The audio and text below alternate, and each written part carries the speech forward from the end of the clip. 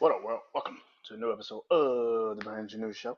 As you know, I am Brandon Janeau, and like always, on all podcast platforms everywhere, BrandonJaneauShow. Social media platforms, Instagram, TikTok, Threads, Facebook, BrandonJaneauShow, and of course, YouTube channel, BrandonJaneauShow.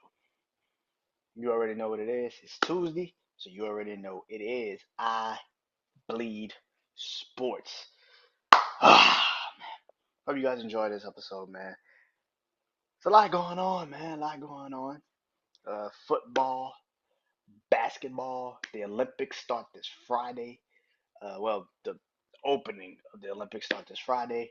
I will talk about some sports that I know of the Olympics. I ain't gonna talk about every sport, um, and everything like that. But yeah. So let's kick it off, man. So this past Saturday, Jake Paul returned to the boxing ring. Jake Paul returned to the boxing ring. That shit sounds funny. He fought Brawl Knuckle, I'm assuming champion and UFC fighter and former boxer. That's what they say. Mike Perry. They fought Saturday, and I didn't watch it. I did watch it. If I had maybe the app I use on my Fire Stick, maybe I would have, because then I wouldn't have to pay for it. But it is what it is. I watched the highlights after the fight was over because they posted it right after the fight was over. It was a 6 round knockout for Jake Paul, um, which makes sense. Um,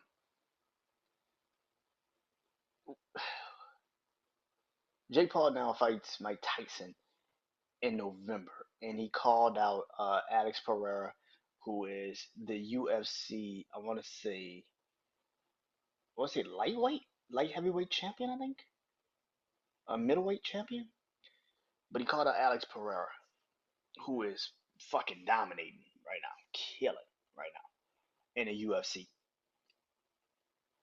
But he knocked him out. He knocked out Mike Perry, and he called out him, and he says that he's fighting Mike Tyson in November. Cool.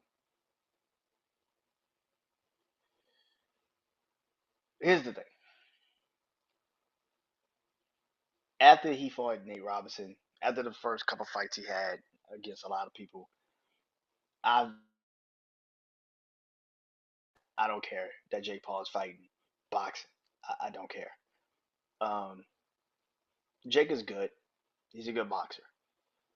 But how do you know how good you really are if you don't actually fight real boxers?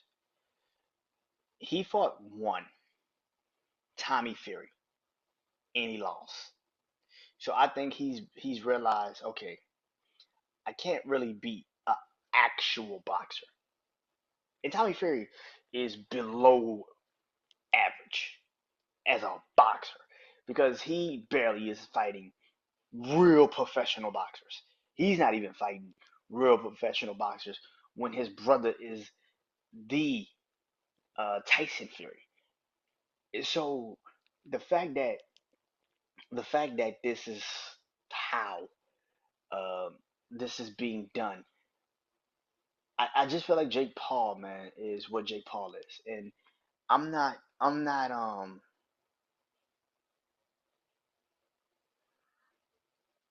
I don't care. I don't care. November he fights Mike Tyson. I don't care. I don't care. I, as much as I love Mike Tyson, you're fighting a man that's 30 years older than you, who's coming off of health scare. I don't I don't care. I don't care because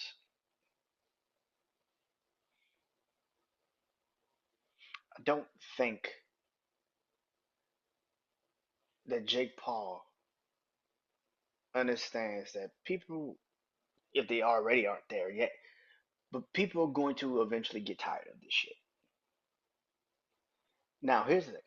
His brother Logan fights in the WWE.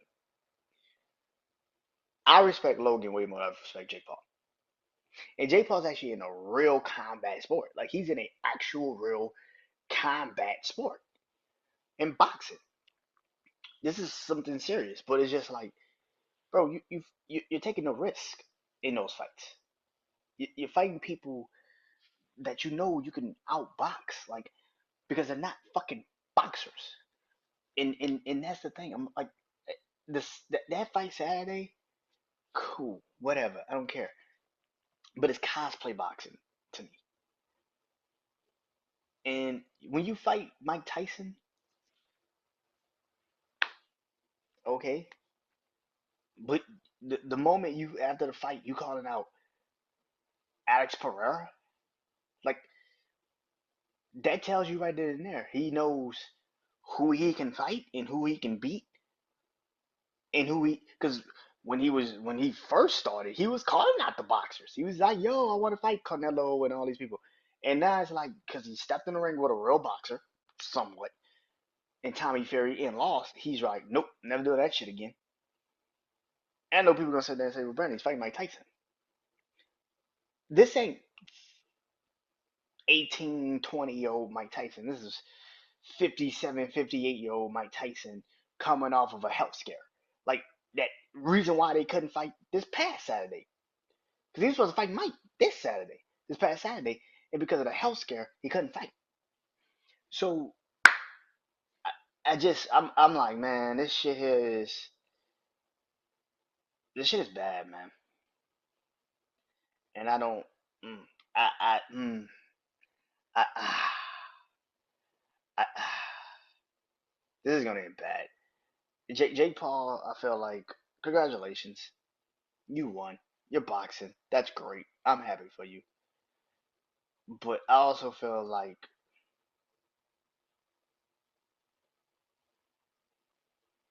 I don't care. I don't care because for some people that still get them excited that you're fighting and whatever, but you're not a boxer. In the sense of actually taking the real risk to go out there and actually box the real boxers. You're not trying. And I'm cool with that. Do your thing. You're gonna make your money because we live in a world right now where celebrity conquers all. It don't matter what you do. As long as you got a name and people fuck with you, good or bad, you're good in this world, no matter what. So, but November is gonna come, and if him and Mike Tyson actually do fight, which I don't know if they will, could be because he hurt his hand in that fight against Mike Perry. Could be Mike Tyson is still not really medically clear to really fucking box. I don't know, but what I do know is this: at some point, Jake Paul is going. At some point, we gotta stop hyping shit up like this. I don't even think this fight was hyped up to begin with. I don't even think the fight was hyped up to begin with. It just happened. But yeah, like people in the comment section was like, because I was watching it on Showbiz, um, shit on YouTube, and he was commentating it, and he was like he was like people in the comment section was getting mad because like Jake Paul is winning, and that's another thing about this world. We gotta stop doing that shit, because bro, he's never gonna lose if he's fighting the people that he's fighting. It's never gonna happen because he knows who he's supposed to box and who the fuck he's not. So, and like I said, when he got in the ring with a real somewhat boxer, he lost. He couldn't compete. It was levels and levels upon each other. So yeah, I mean this is the thing about the situation. And I'm just watching this. And I'm saying to myself, I don't see how this this happens. I think Jay Paul is gonna lose if he really steps in the ring with a real boxer. And this is still the conversation. It's like until he fights a real boxer, I don't give a fuck. And that's just how it is.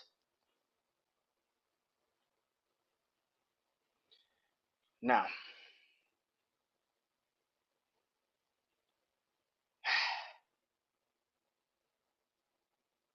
Some more boxing news going on.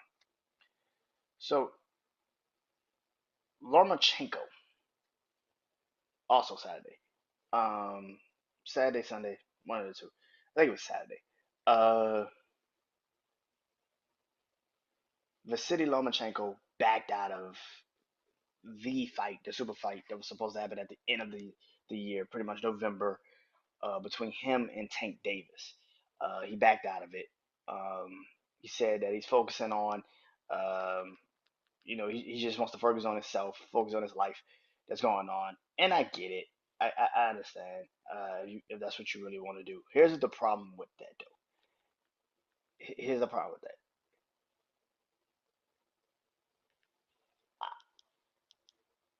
I don't. This isn't like Jake Paul. They are really actually boxers, and I hate the term ducking. Like I hate that term of ducking. I used to say it all the time, like, "Oh, nigga, just ducking that nigga. He don't want to fight." I say that about Canelo. Like Canelo doesn't want to fight David Benavidez. He ducking him. I hate that term. I can't say you're ducking him. What I can say is you're purposely not wanting to fight him. You're choosing not to fight him. Now, people can say that's ducking, which it is, but, but which it is. It is so ducking. But I just don't like saying that term because it's not like they don't fucking box at ever, like at all. Like they box, and that's the thing. So I'm just man. I don't. Lomachenko not wanting to fight Tank because he want to take the rest of the year off. Okay, do it. But it brings into question now. Okay, if you're not gonna fight Tank now, when are you gonna fight him? Because you're getting older, he's getting better. When are you gonna fight him? You're already 10 years older than him, so that's not gonna change when you get in the ring with him. I think Tank's like 28, 29. Lomachenko's like 37, 38. So 9 years older than him. So whenever you get in a ring with him, whenever you get in a ring with him, you are not going to have youth on your side no matter what. And like I said, Tank is getting older and he's getting stronger and he's getting better. So now that you have chosen to pretty much not fight him, this now leaves a question of okay, if not then if not now, then when? And that's the thing. I don't know if Loma's ever going to fight Tank, and I think that fight is never going to probably be made because if it was, it would have happened. Because there's no reason for you to now sit there with the belts and say, I don't want to fight Tank. That's ridiculous. It doesn't make any sense. And that's the thing. I don't know who wins this fight. If they were to fight, I think Tank wins because I think Tank is just a little bit younger than him, and also Tank kind of works the angles better than Loma can right now. And Loma hasn't been in the ring with a person like Tank. I know people say he's been in the ring with all types of people, but he hasn't been in the ring with a Tank like that. So a person that can't press the gas and slow you down and make you fight off your back foot. It can go to your body. Like that's a little different. But now the name that is now being rung is that now Tank and Shakur might fight. Now that's going to be interesting. I think Tank and Shakur would be an amazing fight. I think Shakur can actually beat Tank. I think he can outbox Tank.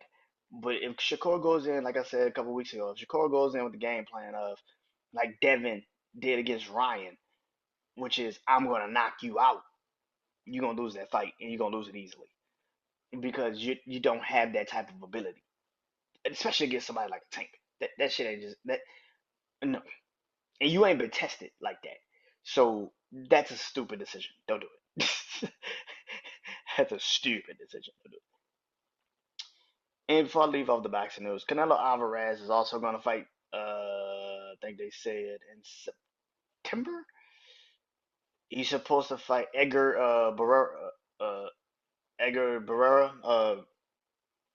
That's what I said that nigga name wrong like some bitch. But so I don't think David Benavidez is because David Benavidez said he hurt his hand in training camp when he was training for the light heavyweight fight. So and that was in Tank. That fight was what the beginning of June. So yeah, beginning of June. So yeah, beginning of June. So yeah, so Tank. So Canelo is going to fight Edgar, and he pretty much say I'm going to fight Edgar, and that's cool. Edgar Balaga, and that's cool. Do your thing. But where I think the problem lies, truly, is that you are picking now just the pick of the litter. You're not picking actual real contenders. You're just picking guys that you know you can get in the ring and whoop their ass and move on, and people will still sit there and say you're the best. Do I think Edgar is ready for a fight like this? Fuck no. I don't think he's ready for a fight like this. Not even close. Last time I saw Edgar Barrera uh, fight, what was maybe what 2022? That might have been the last time I saw him on ESPN. Like, nah, man. Canelo knows what he's doing. I can see him actually fighting Terrence Crawford before he fights David Benavidez because he just would take that fight because he knows how much money that would be more so because Terrence has belts and Terrence has belts and he's got the name over David Benavidez. Even though everybody, if you know boxing, you know David Benavidez has the name, but to a lot of people, he hasn't had the crossover appeal yet, and that's pretty much what Canelo's crying about. Is like David Benavidez doesn't have the true crossover appeal yet, and that's why he hasn't taken the fight because he doesn't think he's box office, whatever the case. But you're fighting Edgar, but you think he's box office? Fuck out of here. But yeah, this is the thing. I don't know how this is gonna go when they do fight. But what I do know is uh Canelo's gonna fight again in September. Great. But it's gonna be a win. And then I'm gonna get on here the next day and I'm gonna say when I get on here that Tuesday, I'm gonna literally say I don't give a fuck that you fought Edgar Barrera and you beat him. You know why? Because you supposed to beat him. Until you fight somebody worthy, I don't give a shit. And I don't. Alright. So the Olympics, like I said, start this Friday. Team USA, the men's Team USA, played a couple exhibitions. They are undefeated out those exhibitions, but I'm so worried about this team. And I know people that will sit there and say, "This is Team USA. What the fuck would you be worried about?" It's how these motherfuckers are playing. You only been together for 3 weeks. This team was put together 3 weeks ago. They still don't have a rotation, like an actual real rotation. One of your players hasn't even played yet, and Kevin Durant. You could have literally told him, "Listen, man, why are you here? You're not healthy. Go sit your ass down. We could bring in somebody that can actually help us win, like a Jalen Brown. Why are you here? Especially if this stop, go shit is going on. Like you can play, but like we don't need you to be low managing right now in the fucking Olympics. Like that's the dumbest shit on the planet. As much as we clown Kawhi, Kawhi knew I'm not ready. I can't play. I respect that. Kevin Durant sitting there taking up a fucking Olympic spot, and you know damn well you might not be able to fucking go at any moment. What the fuck are you there for? Just to get a gold medal? And I don't know if you even gonna get a gold medal because I'm watching Team USA and I heard Brian Windhorst today on PTI and I've heard people talk. I'm watching these motherfuckers. I think Team USA get out the group play. I think they get out the group play because they don't really have anybody to really be really worried about in the group play. But once they get out the group play and it's a one game elimination, it just takes one game they don't show up. That's it. It takes one fucking game where they do not show up. Either a quarter or a half, or it just takes one, and they are going to lose. I don't want that, but I'm watching this fucking team and I'm like, man, what is it? You still, bro, you need LeBron James to bail you out this shit every fucking game? Something's wrong. I'm not saying LeBron is the problem. I'm saying there's a problem. These games should not be this fucking close. You play South Sudan and then take them serious. What type of shit is that? I'm watching the team, the Redeem team on Netflix just to go back in time and see how crazy that team was. When they got Kobe on that team, it immediately changed the atmosphere. Kobe did not play that shit. You either show up or you'll go sit your ass out of this turn. Like, don't even show up. Don't even come. They said that. Kobe was like, nah. Kobe was a different dude. And for them to for this to be for this to for this to be the way of of the Redeem team. Like this team, man, 2024. I don't know what this team is. Like you took 3 weeks to build something to get everybody there, and then when you get there, you got Kevin Durant's hurt, Kawhi Leonard's hurt, but he at least dropped out of it. You don't trust really Joel Embiid in his injury history. Anthony Davis is also in injury history. You got too many, bro. You got too many fucking unknowns with this team. And like I said, you're gonna get out the group play. You're gonna get the group play. That's obvious. But once you start to get into, and you actually get into the actual one game elimination, it takes one game where you don't show the fuck up, and then you're out. And I think that's the thing. Man,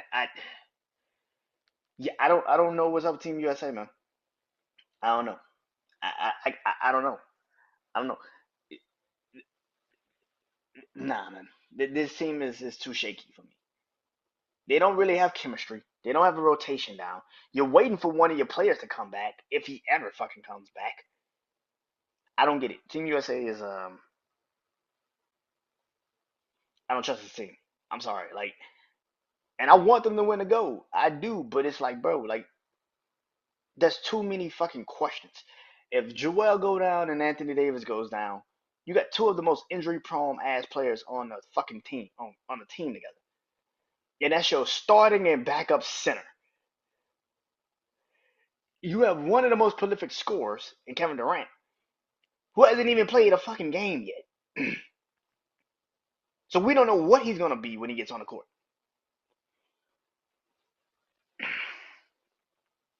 Nah.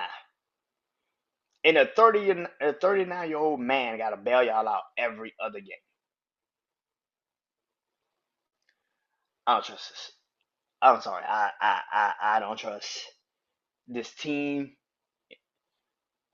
at all. No, I don't trust this. Ah. So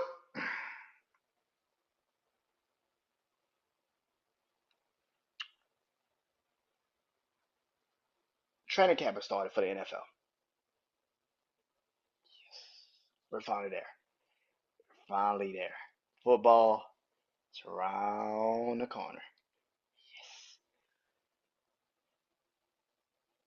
and you have press day in college.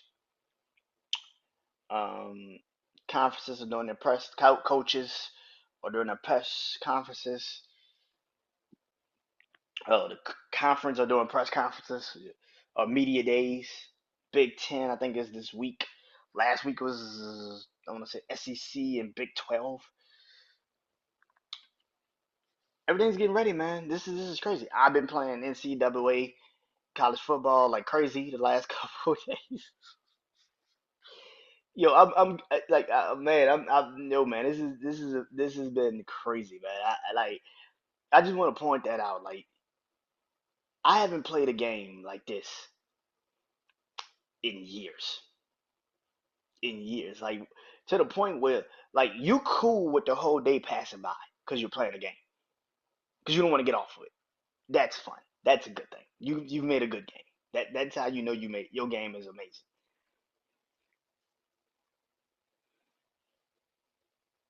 But football is around the corner, pretty much. Now, last week, well, that was a topic I saw this morning that I wanted to talk about and I wanted to address. I saw today on the first take they were having a conversation of who's had the most disappointing playoffs so far as quarterbacks. Dak Prescott or Lamar Jackson.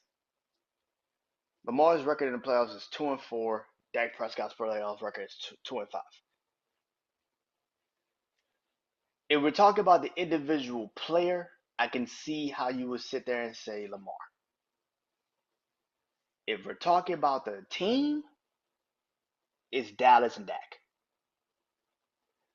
Now, people will probably be like, Brandon, what do you mean by Lamar is had a because since he's been the guy, I'm not talking about his rookie year. I'm talking about his actual first year as a starter. Since he's been the guy, Baltimore has won 70% of the games Lamar Jackson has started. 70% in the regular season. He has won two MVPs in that stretch. This last playoffs was probably his best, and it was really one game. Now, I don't blame him for the Kansas City game. I know a lot of people would, but I don't blame him. I blame the offensive coordinator because I just believe there's no way in hell you saw the first drive y'all had and y'all were running the fuck out that football, and then you went into okay, let's throw the ball all day. What? Kansas City's defense showed you a lack of run stopping the whole year, and yet people still was trying to throw the ball on that team. Why? I blame the offensive coordinator for that shit. I do not blame Lamar for that game. That was a terrible game. But even in that sense, when they finally did start to make the big plays down the field, throwing the ball, you had some fumbles, some drop passes. Like it was. I don't blame Lamar for that game. I don't. I know people want to so bad. They want to blame him for that. But I think there was a lack of a offensive coordinator. They were just Tom Mulkey that whole season was great up until that particular game because I didn't understand it. I didn't understand the play calling he was doing. You were running it up and down the field on Kansas City for one or two drives, and then you just completely just abandoned the run. Like you just completely abandoned it. I'm like, what the fuck are you doing? It was so bad. It was so bad. I get that Kansas City, your defense couldn't stop Kansas City, but it's not like Kansas City was scoring 30 fucking points. Baltimore's defense limited them to 17 points. I didn't get it. Like, I didn't understand that shit, but it is what it is.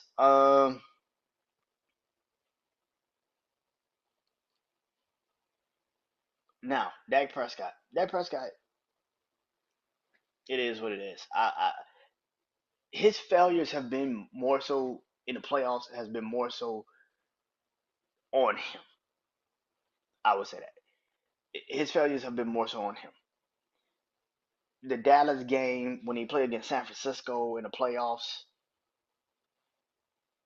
in fuck is that stadium called in San Francisco's place couple years ago, that game was on him. He didn't execute, especially when Tony Pollard got injured. He didn't execute well in that game. And then in the Green Bay game this past year, he didn't do well in that game. The Rams game a couple years ago, it's like once he gets on the road in the playoffs, he just does not show up. And I can't even say on the road in the playoffs because he just didn't show up at home in the playoffs. So yeah, yeah, I don't get it. I don't know, man. Dallas is that's an interesting one. You got some holdouts, some people that showed up to camp but might be holding out. Jordan Love is one. Green Bay needs to pay him. I think Jordan Love is the next person to get paid over Dak, over Tua. When it comes to quarterback conversation, Jordan Love should be the one that gets paid. He should get paid because I do not believe Miami believes in Tua and Dallas wants Dak. I don't think Miami wants Tua. I don't think Dallas wants to pay, Miami wants to play Tua and Dallas wants Dak. Jordan Love is the next one to get paid. I just have a feeling that it's going to be Jordan Love to get paid next because he's actually the only one that I feel like the franchise actually knows how good he is and they actually can believe in him. So I'm looking forward to seeing how that's going to be. But nevertheless, so last week I did a rankings. Like I said last week, I saw I saw the I saw the rankings of the quarterbacks, and I didn't like it. I really, really, really didn't like it. And then I saw, I think, a head coach rankings, and I was like, ooh. So I looked it up on Google, went to Pro Football Focus, and looked at their rankings of their head coaches and who they had.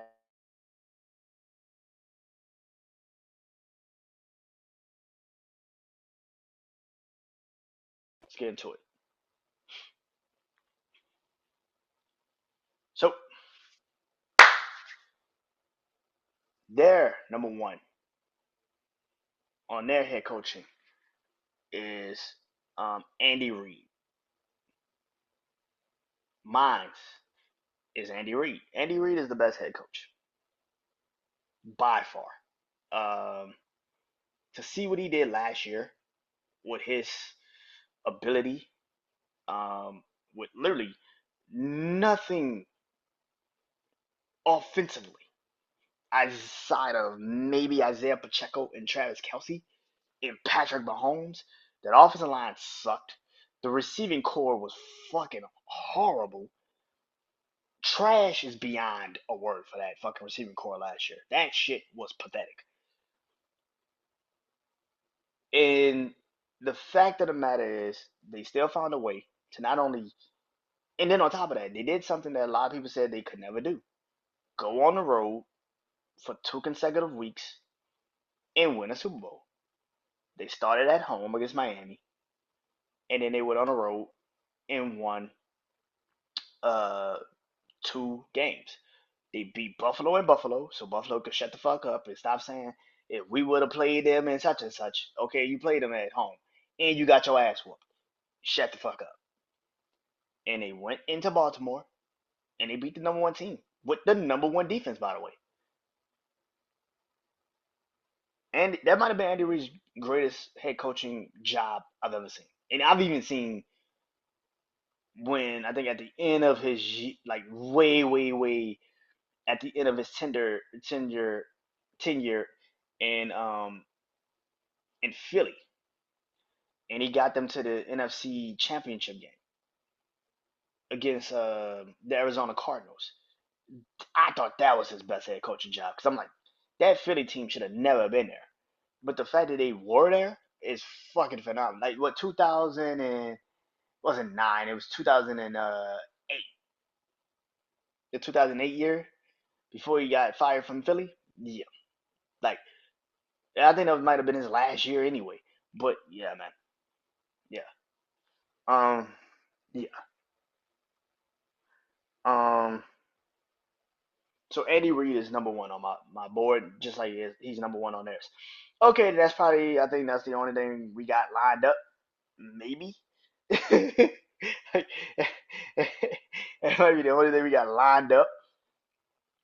Um, so number two for them is Kyle Shanahan, the 49ers head coach. Number two for me is John Harbaugh, the Ravens head coach. Now, I get into Kyle Shanahan later, but John Harbaugh is one of the greatest head coaches in the NFL. Anybody that sits there and tries to shit on that man is crazy. Now, they're trying to shit on him now because he said Lamar Jackson is going to be one of the greatest quarterbacks to ever do it. Now, I get why a lot of people are feeling some type of way about it. I get it because you play in the era one with Patrick Mahomes. That's true.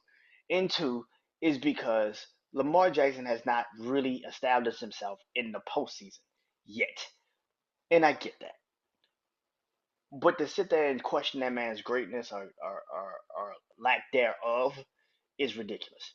And John Harbaugh deserves all the respect that he is earned, man. The fact that this man has always found a way to at least get his team to a respectable record.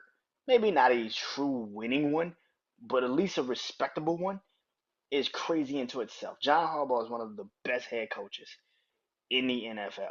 I don't get why people don't want to give him that. I get people that want to, but he is the second best head coach behind Andy Reid.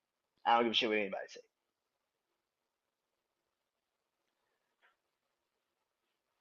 Third on their list is John Harbaugh. See, so we were just a position number off. That's it. A position number off. That's it. But third on my list is Mike Tomlin. There's a lot of things in life that I would say. There's a lot of things in this world that I can easily say.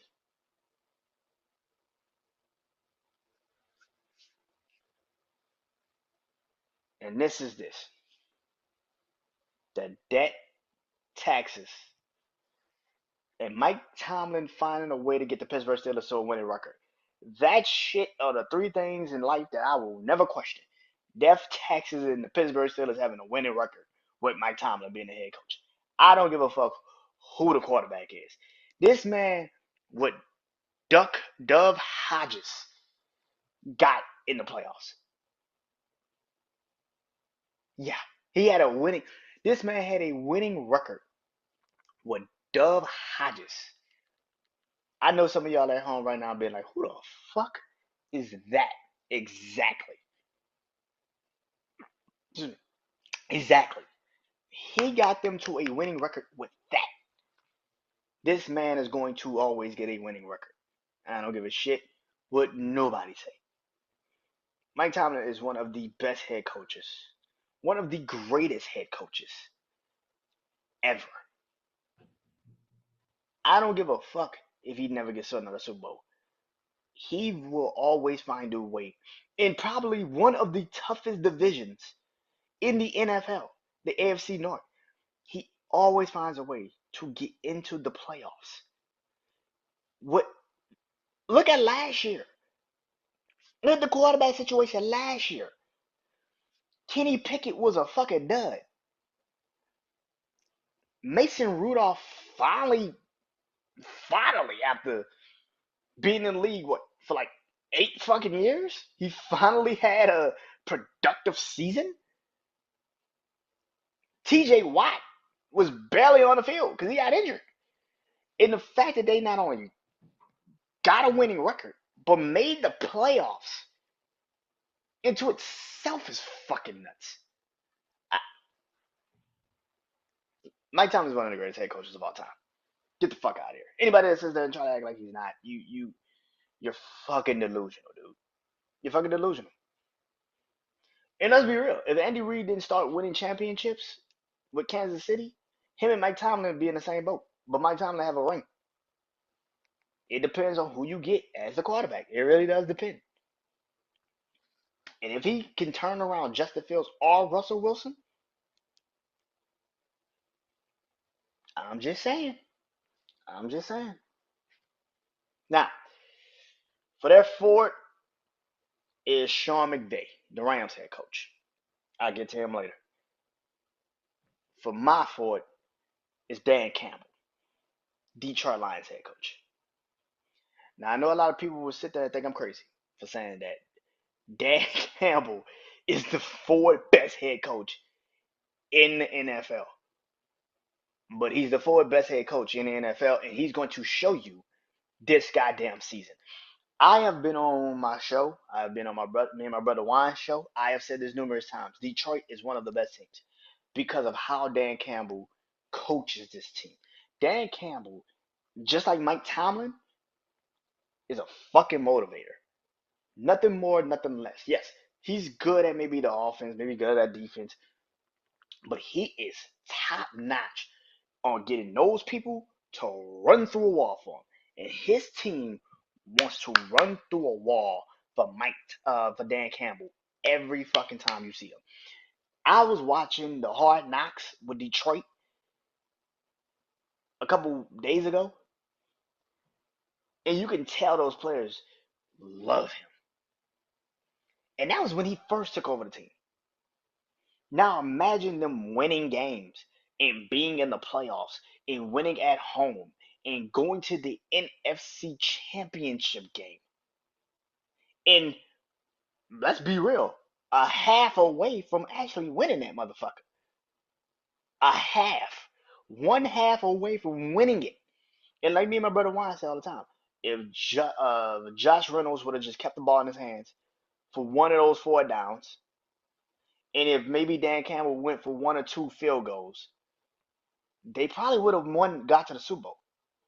And ladies and gentlemen, they would have won that son of a bitch. They would have won that motherfucker. They would have won that Super Bowl. Even with that bullshit ass defense they got, they would have won that Super Bowl. Because offensively, Kansas City cannot keep up with that offense of Detroit. You saw it the first week.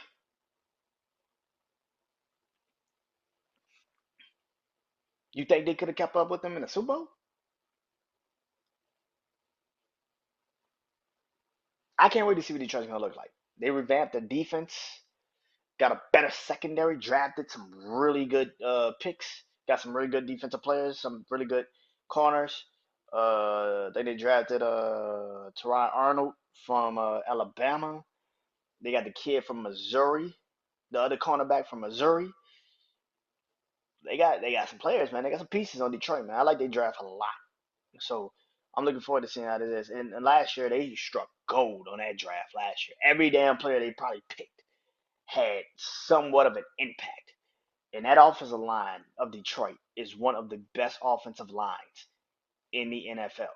They have possibly one of the most underrated receiving cores in the NFL. I know a lot of people now know who Amon St. Brown is, who just got paid a lot of money, which he deserved. But Jameson Williams, who we really haven't seen really take off yet, yeah, this is gonna be this season. And then you still got David Montgomery, you still got Jameer Gibbs, you still got Sam Laporta. Like, yo, man, Jared Goff. Like I said last week about Jared Goff, this Detroit team is gonna be something to be amazed by. I can see Detroit, like I said last week, getting the number one seed in the NFC and getting to the Super Bowl, and I would not be surprised. And y'all gonna be like, you really called that shit? Yeah. Dan Campbell is one of the best head coaches with one of the best teams. And they will not want to let him down. And they're going to go out there and play their ass off. So, number 5, they had Mike Tomlin. I already told you, Mike Tomlin is third on my spot, like third on my list. But for my 5, I got Kevin Stefanski, who is the Cleveland Browns head coach. Now, I know a lot of people think I'm crazy for having the Cleveland Browns head coach this fucking high. But his job last year with that team, losing Nick Chubb, Deshaun Watson in and out. I'm playing. Then he gets on the football field and be like, "Oh shit, I'm hurt. I can't really throw the ball today." And they still found a way to not only win but get to the playoffs with Joe Flacco. What in the fuck? They got to the playoffs with Joe Flacco, bro. There's no way in hell that is possible. But somehow, some way, they got there. And it's because of how good Kevin Stefanski is as a head coach. This man has been a head coach of the Cleveland Browns since Baker Mayfield, Odell Beckham, and Jarvis Landry. Yeah, that was a real team. like, I know some people like, damn, that nigga really been a head coach since then. He's been the head coach since Jarvis Landry, Odell Beckham, and Baker Mayfield. He is still the head coach. Yeah, he's proven himself. I don't know what the Browns are gonna look like this year. Nick Chubb is still dealing with a. I don't know how bad Nick Chubb's or how repaired. Excuse me. Nick Chubb's knee is after that type of injury that he took. I don't know how will he play this season? I don't know. They really didn't draft a running back either, which I thought they would have, but they didn't.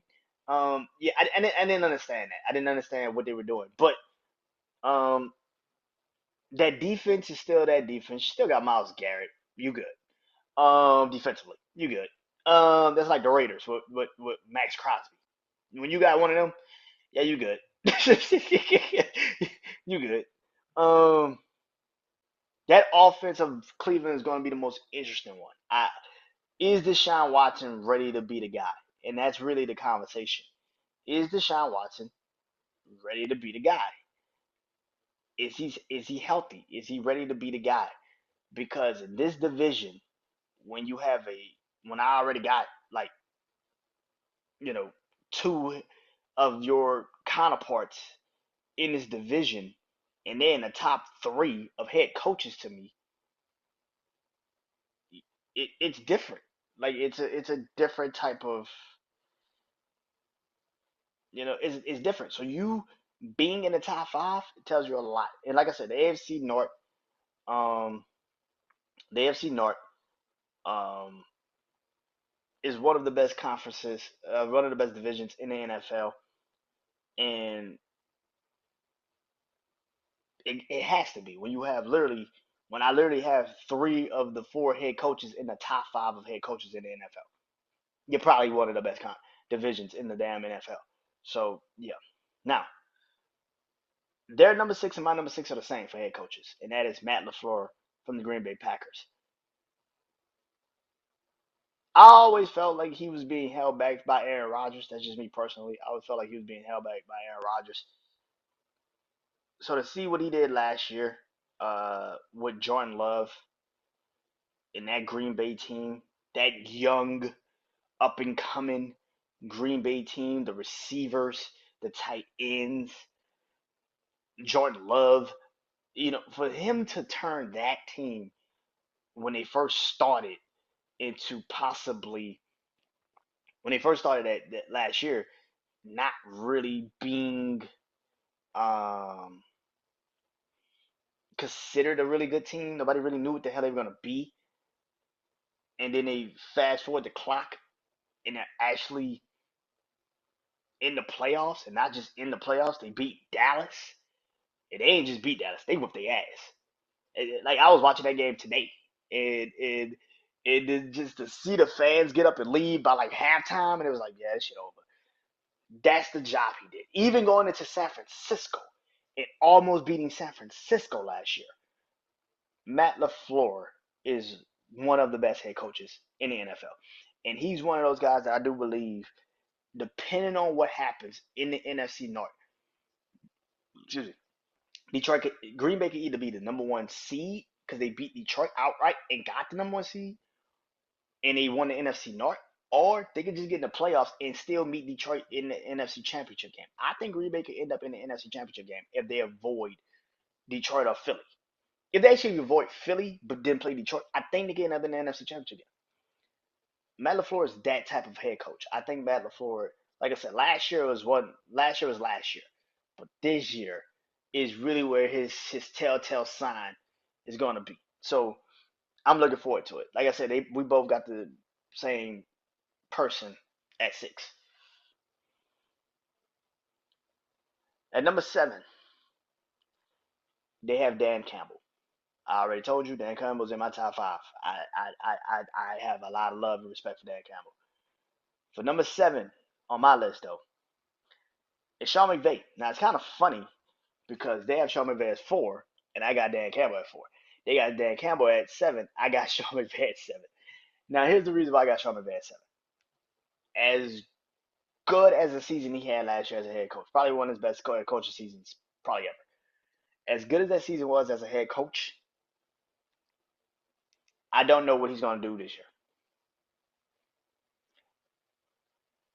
Like I said last week about Matthew Stafford, as much as I love him and respect Matthew Stafford, he's been more injury prone than healthy in his career. You rebuff that offensive line totally, truthfully, 100%. But where the problem lies for me, no Aaron Donald. You always lose your coordinators. You lost your defensive coordinator to the Atlanta Falcons to be the head coach. You lost your defense coordinator to be the head coach of the Atlanta Falcons. So so that's two massive losses. You lose Aaron Donald and you lose your defense coordinator. And again, as good as Matthew Stafford is when he's healthy, when he is not healthy, the Rams don't stand a fucking chance. And that's where I feel like it's a little shaky. For what he has accomplished, I kept him on the list. But for what I have seen him be when he hasn't been on a list, when they don't have everything go the right way, that team goes fucking left. And they go left fast. So we shall see. At number 8, they have D'Amico Ryans, the Houston Texans head coach. I'll get to him in a minute. At number 8 for me is Zach Taylor, the Cincinnati Bengals head coach. Now, I know a lot of people wasn't paying attention last year to the Cincinnati Bengals, especially after Joe Burrow went down. But it doesn't change the fact that Cincinnati had a chance to actually make the playoffs last year with Jake Browning.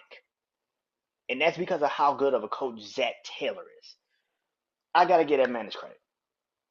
And Zach Taylor with now a healthy Joe Burrow, somewhat of T. Higgins and Jamar Chase. I like that they have been trying to rebuild this offensive line for fucking Joe Burrow for like 3 years. They've been trying to rebuild this offensive line for like 3 years. I hope they finally get it right. They drafted a kid from Georgia, the offensive tackle. They got enough players on his offensive line. And then you let Joe Mixon go. We shall see how that running game looks. But for the most part, you still got your defensive coordinator. I know your offensive coordinator left, but I think the Cincinnati Bengals are going to be back to normal. Because again, when you have one of those quarterbacks like a Joe Burrow, one of those players, Joe Burrow being back, hopefully upright, hopefully healthy, like Matthew Stafford. If he's healthy, Cincinnati's a scary ass team. And I ain't talking about like just scary, like, oh, they're scary. No, they're going to probably beat Kansas City scary. Like, they can beat Kansas City scary. Like, fuck scary. Like, shit. But last year, Zach Taylor, what he did with no Joe Burrow and still had a chance to make the playoffs, gotta get that man extra credit. I got to. Now, at number 9, they have at number 9, I have D'Amico Ryans. At number 9, they have Kevin Stefanski. Like I said, Kevin Stefanski is in my top 5. D'Amico Ryans was their 8. He's my 9. The reason why I have D'Amico Ryans at 9 and not higher is because it was his first year as a head coach. We shall see how he looks. But what the additions that he has been given, what the additions that he has been given,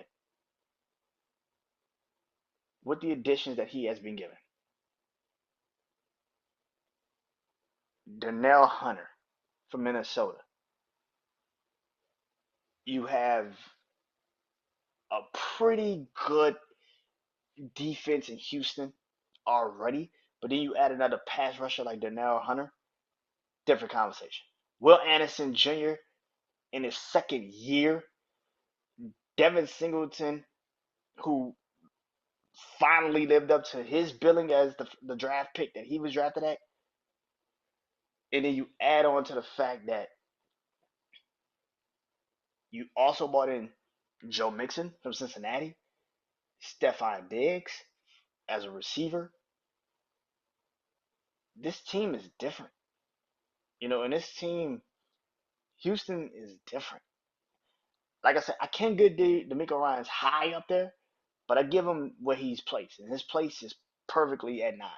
I think him being at 9 is awesome, and I can't wait to see what he's going to do. He might end up next year, about this time next year, in the top 5 because of what this team looks like on paper, and if it actually goes into actual, if this is actually how this team ends up being, I think Houston has a chance to not only win the AFC South again, but get to the Super Bowl.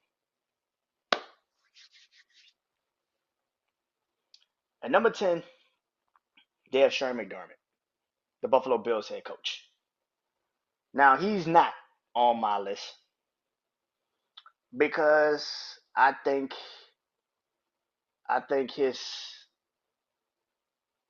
you know, I think his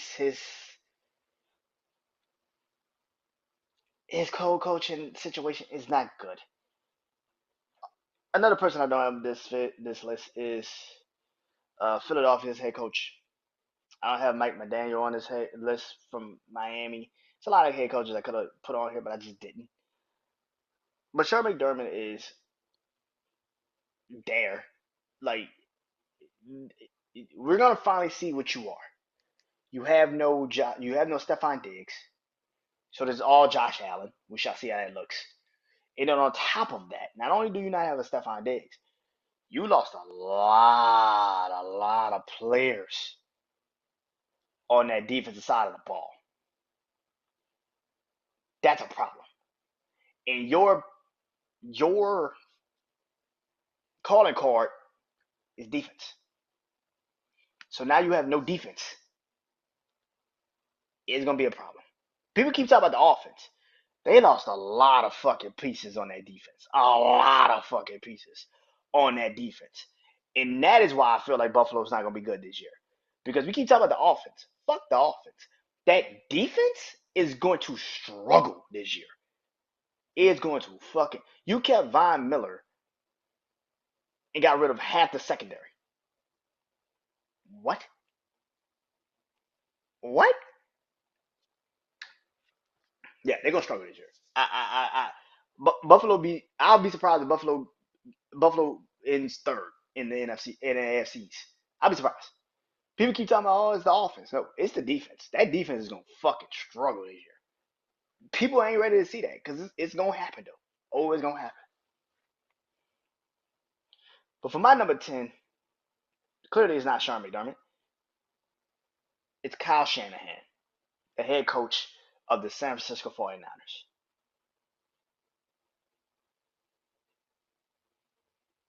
Here's the thing.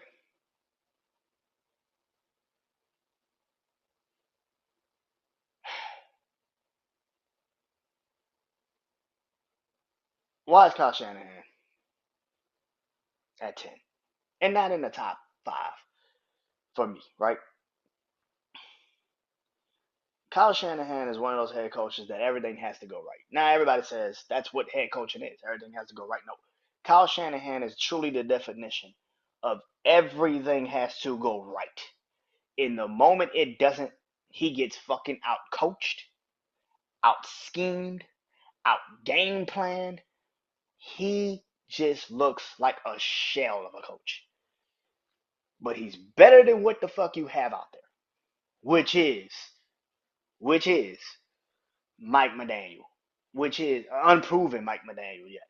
But for what Kyle Shanahan is, Sean McDermott, but for what Kyle Shanahan is, he also isn't either. And I think that is why I kind of look at this 49ers team and I say to myself, they better hope and pray nothing goes wrong. Because if something happens to the point where they can't they can't really they can't really step it up. Like Christian McCaffrey gets hurt, Trent Williams get hurt, or Debo gets hurt.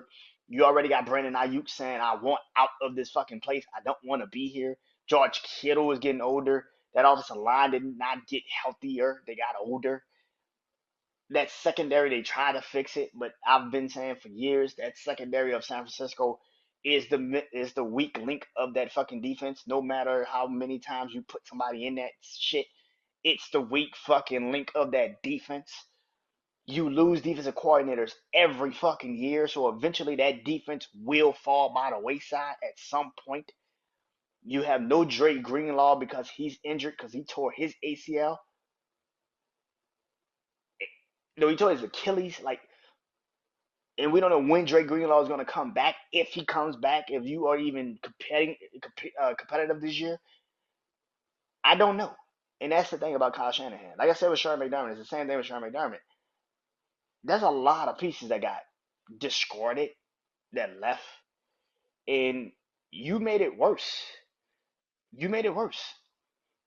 Like people made it worse this year with the San Francisco 49ers. So I got Kyle Shanahan at a 10. It's only by default. Like I'll be honest. It's only by default. That's the only reason why I got Kyle Shanahan at 10 because I feel like by default he you know he has to be on a list. But because I'm looking at the people that I could have put on the list, they're not ready yet. They're not ready yet, and that's just the thing. They're not ready yet. So yeah. But other than that, man, hope you guys enjoyed this episode. Stop Bleed Sports. Talk to you guys soon. Peace.